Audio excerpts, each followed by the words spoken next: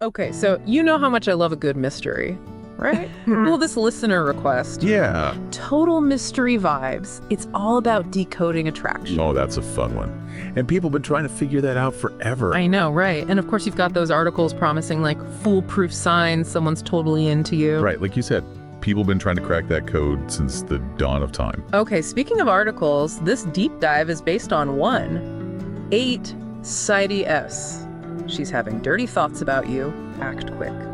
Female psychology.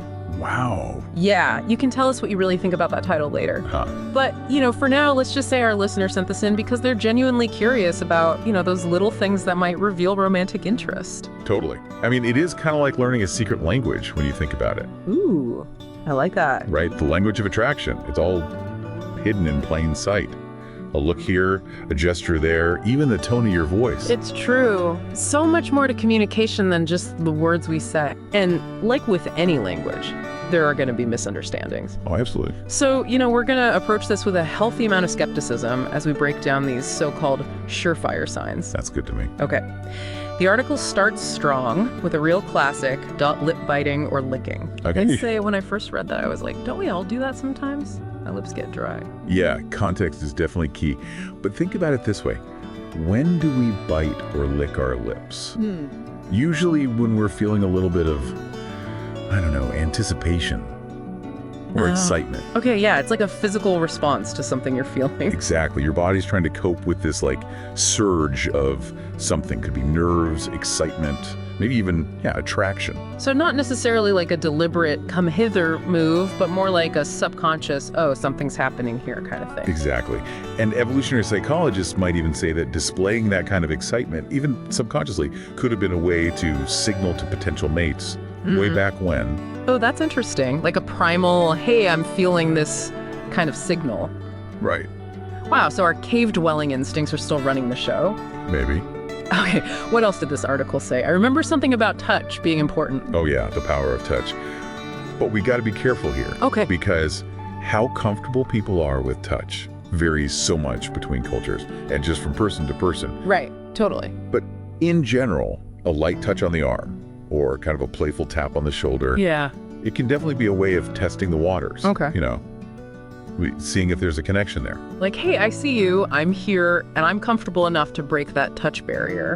But yeah, huge emphasis on reading the room, respecting boundaries, all that. Huge. Now, the article, they didn't go too deep on the psychology of touch. I'm kind of curious about that. Sure. Is there a link between, these little touches and our need for physical affection? Like, is that hardwired in us or something? Oh, absolutely. Touch is fundamental for humans. Bonding, attachment, it even helps reduce stress. Yeah. So it makes perfect sense that even the lightest touch, if there's already that spark of attraction, it can release all those feel-good hormones. Oh, wow. Like which ones? Oxytocin's a big one. Okay. And that just reinforces the feeling of connection, of pleasure.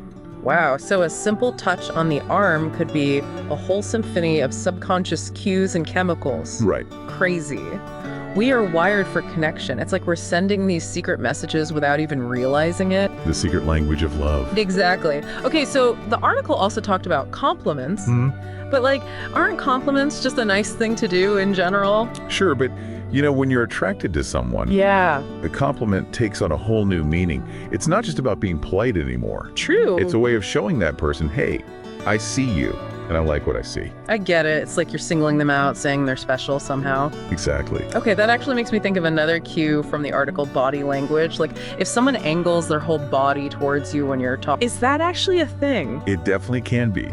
Think about it when you're really engaged in a conversation with someone you're into. Yeah. You naturally want to face them. It's like your body's way of saying, you have my full attention. It's so true. I've totally caught myself doing that. Like leaning in, hanging on their every word.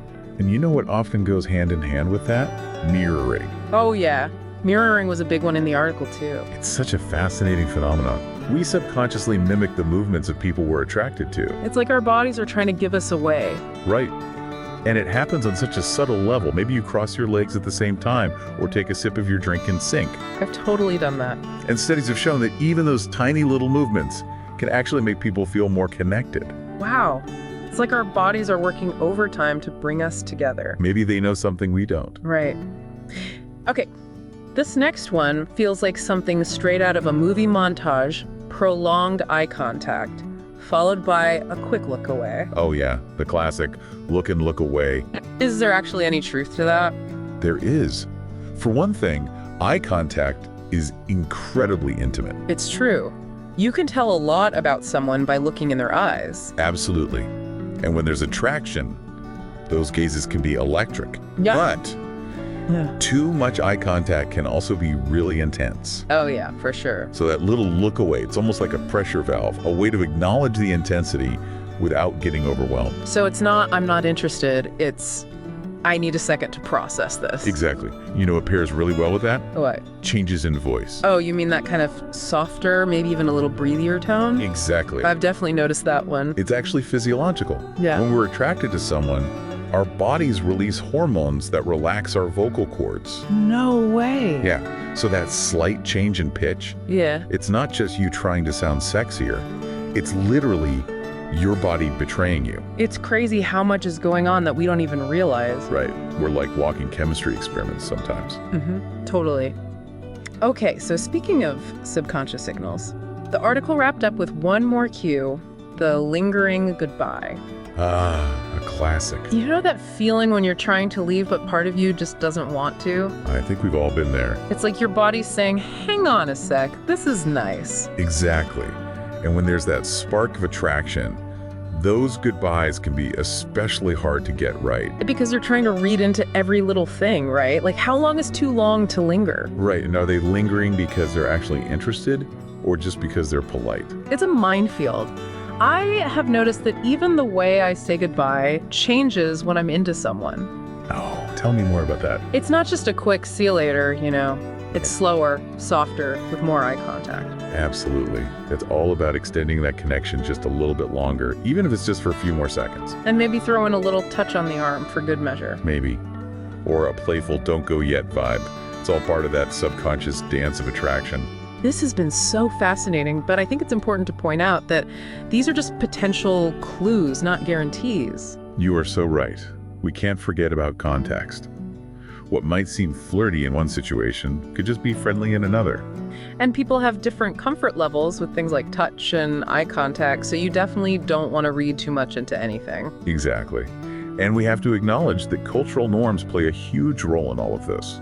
What's considered appropriate flirting behavior varies widely around the world. It's true. So basically, while it's fun to decode these little signs, the best way to know if someone is actually interested. Ask. Direct communication wins every time. Every time. Clear, honest communication is the foundation of any strong relationship, romantic or otherwise. Well said. So, to our listener who requested this deep dive, we hope you're feeling a little more equipped to navigate the world of attraction. It's all about being present, observing those subtle cues, and trusting your gut.